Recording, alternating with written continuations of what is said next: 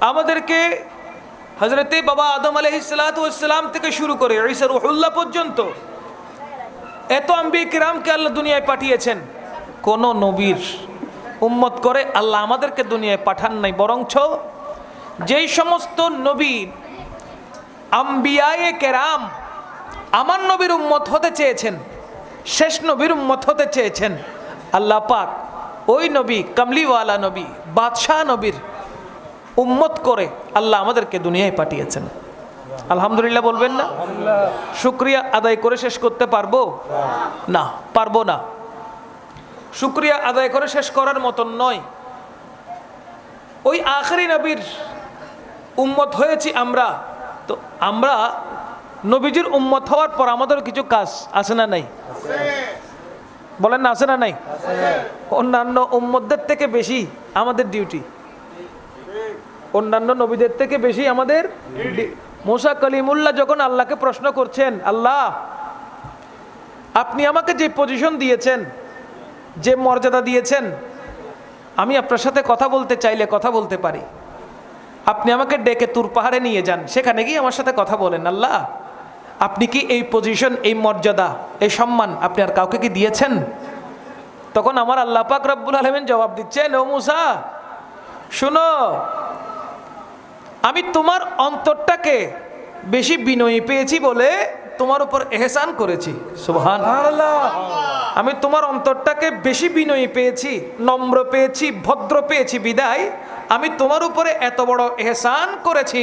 তবে জেনে রাখো, তোমাকেও সৃষ্টি করতাম না, শুধু তোমাকে নয়, না আমি আসমান সৃষ্টি করতাম, না আমি জমিন সৃষ্টি করতাম, না আমি চন্দ্র সৃষ্টি করতাম, না আমি সূর্য সৃষ্টি করতাম, না আমি তারা সৃষ্টি করতাম, না আমি জিন সৃষ্টি করতাম, না আমি ইনসান সৃষ্টি করতাম, না আম্বিয়া কিরামদেরকে সৃষ্টি করতাম, এমন কি তুমি মূসাকেও সৃষ্টি করতাম না যদি আমি আমার হাবিব এবং হাবিবের উম্মতকে সৃষ্টি না করতাম। তাহলে বোঝা গেল আল্লাহর রাসূল সাল্লাল্লাহু আলাইহি ওয়াসাল্লাম এবং আমাদের মতো এই গুনাহগার উম্মতদেরকে আল্লাহ পাক সৃষ্টি করবেন বিদায় সমস্ত কায়নাতকে সৃষ্টি করেছেন। নয়তো আল্লাহ তো বলেছেনই, কুনতু কানজান মখফিয়ান, কুনতু কানজাম মখফিয়ান, আমি তো গুপ্ত ভান্ডার ছিলাম, গোপন ছিলাম, লুকায়িত ছিলাম।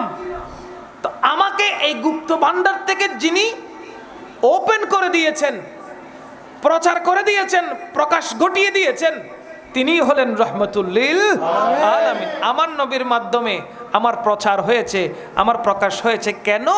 আমি আল্লাহ নিজেই চেয়েছিলাম প্রচার এবং প্রসার হতে, তাই আমি আমার থেকে আমার নবীকে সৃষ্টি করেছি। জোরে বলেন না সুবহানাল্লাহ। তো সেই নবীকে যে আমরা পেয়েছি, সেই নবীর যে উম্মত আমরা হয়েছি, এর চাইতে একজন বান্দার জন্য, উম্মতের জন্য সৌভাগ্যের বিষয় আর কি হতে পারে বলেন? দুনিয়াতে আছি, আপনার পরিচয় কি? বলে আমার পরিচয় আমার দিন ধর্ম, আমার ইসলাম। কথা বলেন ঠিক না? বলে আপনি কার উম্মত? বলে আমি আমার নবীর উম্মত, রহমতুল লিল আলামিনের উম্মত। এত বড় যে কথা বলছেন, এটা প্রাউড ফিল হচ্ছে না? অহংকার হচ্ছে না? দেখেন কাল হাসরের ময়দানে হযরতে বাবা আদম থেকে শুরু করে ঈসা রূহুল্লাহ পর্যন্ত যত আম্বিয়া কিরাম আল্লাহ দুনিয়াতে পাঠিয়েছেন, আমার নবীকে আলাদা রাখেন, ঈসা রূহুল্লাহ পর্যন্ত যত নবীকে দুনিয়াতে পাঠিয়েছেন, অনেক অনেক নবীর উম্মত থাকবে না? কারো উম্মত একজন, কারো উম্মত 10 জন, কারো উম্মত 100 জন, কারো উম্মত 1000, কারো উম্মত লক্ষ, কারো উম্মত কোটি থাকবে। কথা বলেন ঠিক কিনা? আবার কারো উম্মতেই বলেন না, কারো উম্মতই থাকবে না। এই যে উম্মতগুলো থাকবে কাল হাসরের ময়দানে, সেইখানে কি আমরা থাকবো না? আমার নবীর উম্মত থাকবে না? এবার প্রশ্ন করেন, নবীর উম্মত এগুলোকে কাল হাসরের ময়দানে আলাদা করে ফেলবেন আল্লাহ। আমার নবীর আখেরি নবীর উম্মতদেরকে আল্লাহ কি করে ফেলবেন? আলাদা করে ফেলবেন। তো আলাদা করার জন্য গোটা সমস্ত আম্বিয়া কিরামের উম্মতদের থেকে শেষ নবীর উম্মতদেরকে আলাদা স্পেশাল বোঝা যাবে। বলেন না সুবহানাল্লাহ। কেন বোঝা যাবে? অন্য নবীর উম্মতেরা উযু করার সময় মুখমণ্ডল ধৌত করে নাই, হাতের কোনই সহ ধৌত করে নাই, মাথা মাসেহ করে নাই, পায়ের চুলগিরা সহ ধৌত করে নাই। শুধু আমার নবীর উম্মতেরা এই উজুর যে 4টা ফরজ আছে ওই 4টা ফরজের মধ্যে যা যা আছে, মুখমণ্ডল ধৌত করা, হাতের কোনোই সহ ধৌত করা, মাথা মাসেহে করা, পায়ের চুলগিরা সহ ধৌত করা, যেই জিনিসগুলো, যে অঙ্গ প্রত্যঙ্গগুলো আপনি দুনিয়ায় থাকা অবস্থায় ধৌত করলেন, ধৌত করছেন নামাজ পড়ার জন্য, কোরআনে পাকের তিলাওয়াত করার জন্য, ভালো কোনো কাজে বের হওয়ার সময় ওযু যে করছেন, এই ওযুর কারণে যে অঙ্গগুলো ভিজে গেছে, কাল হাসরের ময়দানে ওই অঙ্গগুলো থেকে আলাদা করে আল্লাহ নূর বের করবেন। ওই অঙ্গগুলো থেকে আলাদাভাবে আল্লাহ কি বের করবেন? নূর বের করবেন। হাত যতটুকু ধুইয়েছেন ততটুকু নূর বের হবে, বলেন না সুবহান। চেহারা থেকে নূর বের হবে, পা থেকে নূর বের হবে। আল্লাহর রাসূল সাল্লাল্লাহু আলাইহি ওয়াসাল্লাম এত চমৎকার করে আমাদের জন্য ব্যবস্থা করেছেন যাতে হাসরের ময়দানে উম্মতে মুহাম্মাদের উম্মতগুলো আল্লাহ পাক আলাদা করে ফেলতে পারেন, বলেন না সুবহানাল্লাহ। আরে আমি কি প্রশংসা করব ওই নবীর, কি তারিফ করব ওই নবীর, যেই নবী দোজাহান রাহমাতুল লিল আলামিনের উম্মত হওয়ার কারণে অন্যান্য নবীদের উম্মতের চাইতে আলাদা আল্লাহ আপনাকে আমাকে স্থান দান করবেন। যেই নবীর পজিশন এমন হতে পারে, যেই নবীর উম্মতের পজিশন এমন হতে পারে, এবার একটু চিন্তা করে দেখেন আমার নবীর পজিশনটাকে আল্লাহ কত উঁচা করেছেন।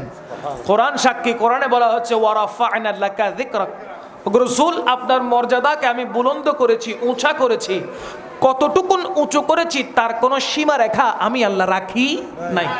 দেখেন আমার নবীর মতন করে আল্লাহ আর কাউকে, দ্বিতীয় কাউকে সৃষ্টি করে নাই। আমার নবীর মেসাল আর কেউ হতে পারে না। আমার নবীজির সাহাবী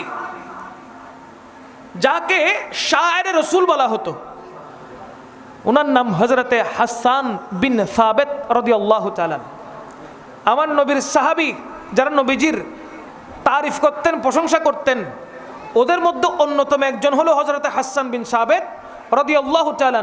আরও আছেন হযরতে কাআব বিন যুহাইর রাদিয়াল্লাহু তাআলা আন, যারা আমার নবীর প্রশংসা করত, তারিফ করত সুরে সুরে, ছন্দ আকারে, বলেন না সুবহানাল্লাহ।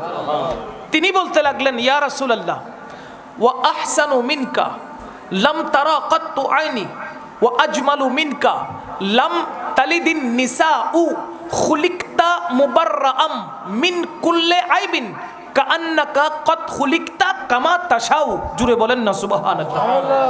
বলছেন, ইয়া রাসূলুল্লাহ আপনার মতন করে দ্বিতীয় আল্লাহ আর কাউকে সৃষ্টি করে নাই, আপনার মতো সুন্দর আর দ্বিতীয় কাউকে সুন্দরভাবে সৃষ্টি করে নাই।